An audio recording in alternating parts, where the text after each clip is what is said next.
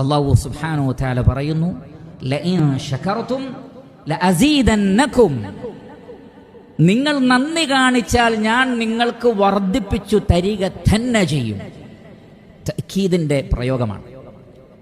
മഗ്ഫിറത്തിനെ കുറിച്ച് പറഞ്ഞപ്പോൾ അല്ലാഹു സുബ്ഹാനഹു വ തആല പറഞ്ഞു, യഗ്ഫിറു ലിമൻ യശാ, അല്ലാഹു ഉദ്ദേശിക്കുന്നവർക്ക് പുറത്തു കൊടുക്കും.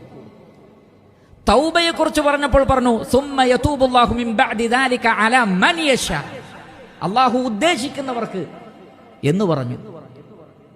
ഉപജീവനത്തെക്കുറിച്ച്, റിസ്ഖിനെ കുറിച്ച് പറഞ്ഞപ്പോൾ പറഞ്ഞു, യർസുഖു മൻ യശാ, അല്ലാഹു ഉദ്ദേശിക്കുന്നവർക്കെന്ന് പറഞ്ഞു.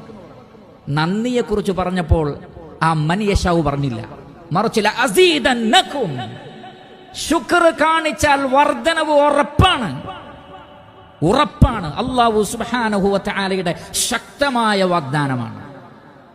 അതുകൊണ്ട് റഹ്മാനായ റബ്ബ് നൽകിയ സകല അനുഗ്രഹങ്ങളെയും അള്ളാഹുവിന് നന്ദി കാണിച്ചുകൊണ്ട് റബ്ബ് പറയുന്ന മാർഗത്തിൽ ഉപയോഗപ്പെടുത്തിയാൽ അതിലൊക്കെ ബറക്കത്തുണ്ടാകും.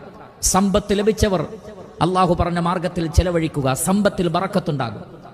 ആരോഗ്യത്തെ അള്ളാഹുവിന്റെ മാർഗത്തിൽ ചെലവഴിച്ചാൽ ആരോഗ്യത്തിൽ ബറക്കത്തുണ്ടാകും.